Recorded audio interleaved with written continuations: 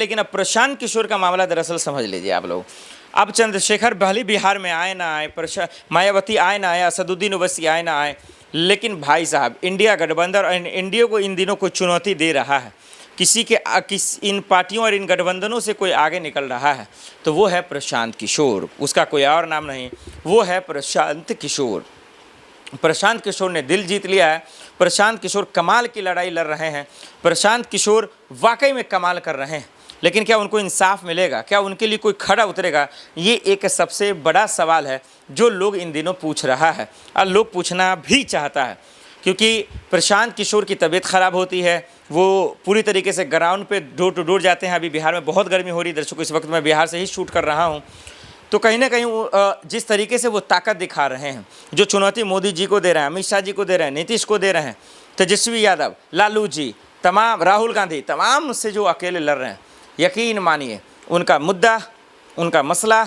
उनका सोच, उनका विचार, उनका विज़न, उनका जो है दिशा, वो बिहार के तरक्की के लिए है, बिहार के विकास के लिए। अब हो ना हो ये तो खैर बात की बात है,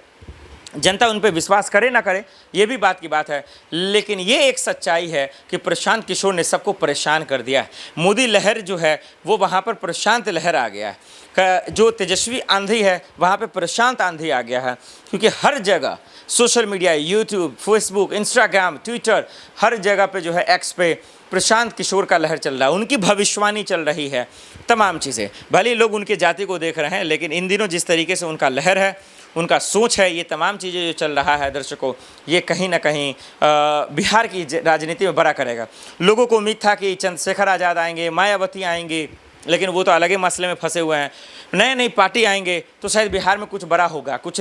राजनीति समीकरण खेल बिगड़ेगा, बनेगा, क्योंकि मायावती जब मध्य प्रदेश जा सकते हैं, चंद्रशेखर जाकर लड़ सकते हैं, फिर क्यों नहीं। लेकिन प्रशांत किशोर की तैयारी, उनका प्लान, उनका स्ट्रैटेजी कहीं ना कहीं इंडिया गठबंधन के साथ साथ एनडीए को बेचैन कर रहा है, उनको चुनौती पे चुनौती दे रहा है, और आने वाले वक्त में ये बता रहा है कि किस तरीके से ये बात भारी पड़ेगा, किस तरीके से ये चीज़ बहुत भारी पड़ेगा। तो ये बात समझना पड़ेगा, ये बात परखना पड़ेगा, क्योंकि बिहार में जो सियासत चल रही है, चुनाव आयोग को लेकर,